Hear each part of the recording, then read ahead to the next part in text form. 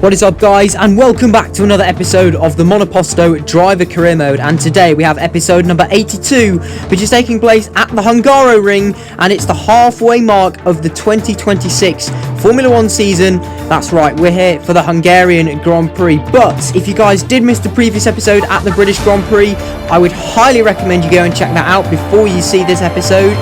So go away now, otherwise there's spoilers in 3, 2, 1. We won our home race. That was only our second win of the season, though. We've been very consistent, actually, consistently on the podium.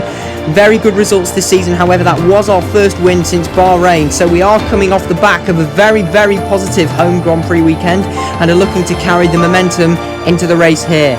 In terms of the championship, we are currently in second place, 3 points behind championship leader Fernando Alonso. The Aston Martin driver is currently on 130 points. And in third place, my Alpine teammate Esteban Ocon is on 123 points. There's 7 points separating the top 3 drivers. So it really is all to play for here at the Hungaroring. So without further ado, let's see how qualifying went. Talk about delivering under pressure. After failing to finish on the podium last time out, the championship leader Fernando Alonso has only gone and bagged his first pole since Imola with a very, very impressive qualifying lap. Ocon joins him on the front row in second and myself in third. So it is indeed the top 3 in the Drivers' Championship, starting in the front 3 positions of the grid here.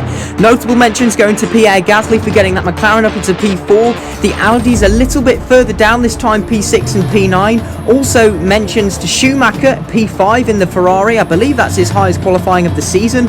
And Yuki Tsunoda also P7 in the Red Bull. That's his best qualifying for a long, long time.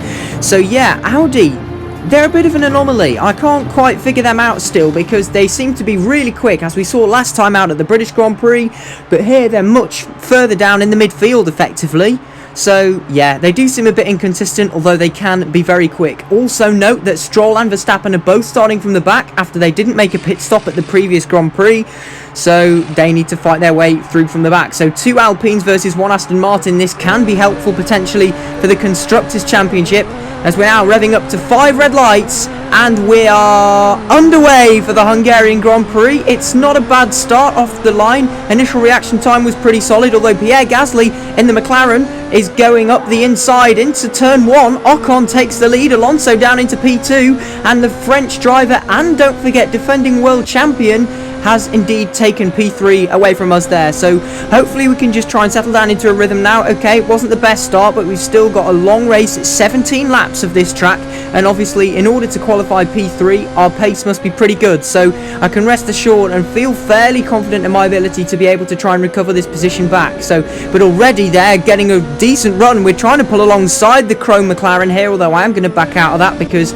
they don't call this place Monaco without the barriers for no reason. It is really hard to overtake around this racetrack. So I'm going to see what we can do, although Gasly doesn't seem to be able to hold on to the front 2. You can see Alonso's got back ahead of Ocon. Gasly already seems to be dropping off a bit as I'm practically pushing him through there as we're going through the end of the middle sector. I might try and have a dive bomb here. Yes, I do, up the inside, but I get it all crossed up on the inside curb there, run across the grass a bit, and that's really backfired because now I've lost the position to Norris and Schumacher putting me under pressure as well. So it's gone from bad to worse. I'm going to try and immediately dive back up the inside of Lando at the final corner. Round we go, getting onto the battery, and now we'll see if we can line up Pierre Gasly into the slipstream at the start of lap number 2. The gaining speed looking good. However, I'm not going to try and send it at the first corner because it's lap 2. That means DRS gets enabled, so now we can dump the remainder of the battery and have the rear wing flap open, and therefore make a much more straightforward pass on the McLaren driver to regain the 3rd place, which we lost at the start of the Grand Prix. So it has been a good start for us. We have recovered,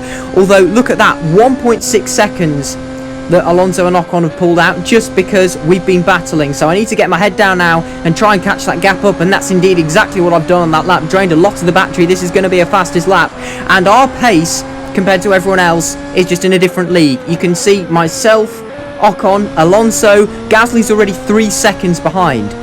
We're just so much faster than everyone else. It's not even a joke. This is scary. This is supposed to be the closest grid ever, and it is, because don't forget, I think in almost every qualifying this season the whole grid's been separated by around about a second. So yeah, we just seem to be so quick. However, now my soft tyres are starting to feel it a bit as Alonso takes away my fastest lap, so he's really getting into this Grand Prix. I did temporarily drop out of DRS range, although I have now managed to get it down the back straight, and you can see I have also hit the drop off with my tyres. They're onto the orange setting, which means I am going to start losing some grip anytime soon, so I am starting to keep an eye about the pit window. Gasly's now over 5 seconds behind me, so I have got a little bit of breathing space, so I don't feel too pressured as to have to make a decision yet. Alonso pitted at the end of that lap, and now at the end of lap 6 I've decided I'm going to box opposite to Ocon, so whatever Ocon does I will do the opposite. So just waiting for my teammate to make the move here, really onto the grass. My teammate pits, which is a shame, so that means I will have to stay out. I was definitely wanting to pit that lap. You can already hear that the engineer said the tyres are dead. And they really feel it, really struggling for grip. Alonso is rapidly closed up on me. That's a wide moment. That just again epitomises the tyre wear, which has been surprisingly high at this racetrack compared to what we've seen for the rest of the season. Obviously, one of the main regulations for this year was different tyres, and they have been wearing so much less than they have in previous seasons, making it, you know, really kind of the grip's been unbelievable actually at most tracks. However, this is the first racetrack where we're getting a little indication of previous seasons, and it's just got really high tyre wear. I don't quite know why that is. Normally you'd be able to stretch the softs another lap or so. But no, we're coming in, and for that reason I've decided to switch to the hards. So we are committing to a one stop today. Alonso is absolutely flying. He's 1.5 seconds per lap quicker than everyone else, and he is indeed the race leader. Ocon's in P2, although we're going to come out of the pits. That's some traffic. That's Lance Stroll and Nick De Vries, who are having a nice little scrap into turn 1. We're going to see if we can try and pick those guys off pretty quickly. My tyres are now up to temperature. That's a fantastic opportunistic move. We're going to try and go all the way around the outside of the full performance driver. The Dutchman doesn't stand a chance against us. The Ford, one of the slowest cars. We have arguably the quickest car, tied with Aston Martin and the fresh tyres. That's not even a competition. Next, Lance Stroll. He's been on those hards from the start, and we're just going to fly past him back up into P5. So I think some other guys have pitted. However, both Haas cars are P3 and P4. They haven't yet pitted. Meanwhile, at the end of lap 9, I'm trying to go all the way around the outside of Drugovich. No, that won't work. So okay, we'll get on the battery early, use the DRS, and we'll fly past the Brazilian, and we might even be able to get his Indian teammate Jehan Daruvula as well, who's running in the podium positions for the first time in his Formula 1 career, I think, and that was a very nice double overtake up the inside of both of those guys. However, look at the time loss. Alonso and Ocon are 9 seconds clear. I don't know if that was undercut or me being stuck in traffic or both, but they're so far ahead, and I don't know how. So after a couple of laps and a track limit warning, I've managed to string together a few decent laps. My pace is pretty good, and Ocon and Alonso are fighting. The leader's changed hands a couple of times, I've noticed, in the top left-hand side of the screen. You can see the gap has now come down to 5.2. Schumacher's the driver in 4th, and he's 10 seconds behind me, so I haven't exactly got, you know, much to worry about behind me, so I'm all looking forward. And for the first time now, I can just about see Fernando Alonso on the racetrack in the distance. So I have really been getting my head down, really putting together some consistent laps, and it's paying dividends for us now, because at the start of lap 14 we have set the fastest lap of the Grand Prix, but we are also well within touching distance of Ocon and Alonso. Also note, both of which have gone onto the medium tyres. However, now by the end of lap 14, just as I'm catching them up, I am now starting to feel the grip wearing a little bit, so I suspect my tyres are not far from the drop-off point and away from the orange setting. Meanwhile, Ocon pits for a second time, which I did not expect actually. I was really surprised by that. I thought surely they would try and hang it out to the end, but no, Ocon's blinked first. So does that mean Aston Martin will have to respond with Alonso? Ocon's out in P3, he's got plenty of clean air and on the soft, so he's going to be super quick. Meanwhile, this is an opportunity. Alonso's been held up by Sargent, who's now a lap down. I think I almost made contact with the Williams driver there as I moved back across the track. Anyway, we're trying to put the two-time world champion under all sorts of pressure. No, that's not what we wanted. You can see the tyre wear. I got all crossed up on the inside curb. And we now have a 5-second penalty, because that is one track limits warning too many, and that is not what you need when the grip is gone and you're also trying to fight the cars behind. Meanwhile, you can see I'm just wrestling the car. It doesn't look like the tyre wear is that bad, but believe me, at this time I really was feeling the lack of grip, and to the point that Sargent's unlapped himself. I'm not going to let that happen. Alonso pits, so while I'm having to re-overtake the Williams. Fernando Alonso's pitted, but again, I'm just, losing the back end. And here comes Esteban Ocon in a minute. He's going to be all over the back of me after that mistake. You can see clearly, though, the tyres are still only on the yellow setting, but I just seem to be really struggling to find some grip. So, yeah, I've never really had this problem before. This was definitely an anomaly compared to the rest of the season. And here comes Ocon. There's absolutely nothing I can do. I haven't got too much battery to defend with. And anyway, look how quick he was able to fly through there. And he's gone. As quick as that. And he's already 1.5 seconds clear. So I think unless there's an absolute disaster, my teammate is on course to win his 3rd race of the season. Meanwhile, I'm, cutting corners all over the place because I just cannot steer the car whatsoever. But look at Ocon's pace. 107.2, over 3.5 seconds quicker than the previous fastest lap. That's like 7 seconds quicker than my PB lap. Where on earth has my teammate found this pace from? Meanwhile, Alonso just makes easy pickings of me there. So he's caught up to me and made a pit stop. However, given his pace at the end of the Grand Prix, this victory never looked in doubt. And for the 3rd time this season, Esteban Ocon wins. The French driver takes victory at the Hungarian Grand Prix. And for the 2nd time in his career, of course, happy memories when he won at this venue back in 2021 when Alpine were midfielders. However, that victory doesn't come as much of a surprise today when Alpine are front runners.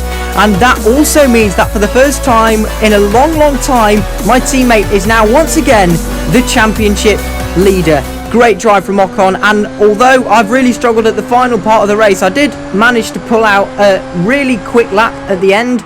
Somehow, yeah, you tell me, I've no idea how, to finish on the podium in P3, which is not too bad. I think that was definitely the best we could have done today. Ocon and Alonso were just in another league of pace compared to everyone else, and in terms of the constructors, that's really good points for the team as well.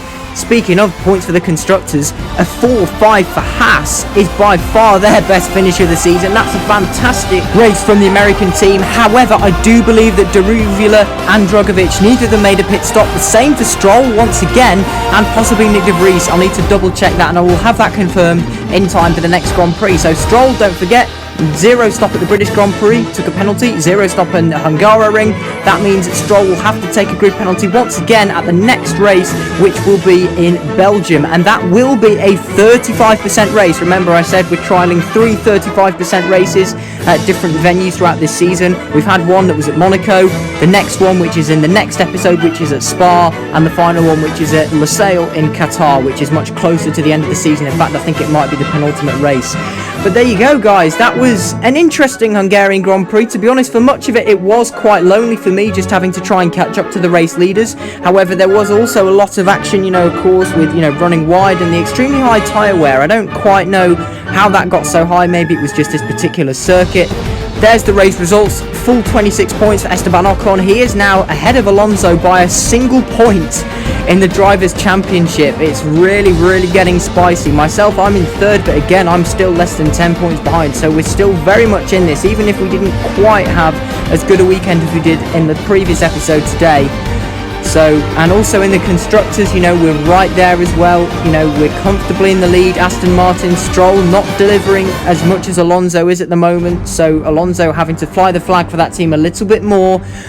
And you can see the Drivers' Championship, we're only 7 points behind. But that's it for today's video, guys. I really do hope that you enjoyed it. If you did, please remember to like, share and subscribe. We're over 850 subs now. The support recently has been insane. So let's continue the push for 1k. Don't forget to follow me on Instagram. Join my Discord server. Both links are in the description below. And I'll see you guys all next time. Goodbye.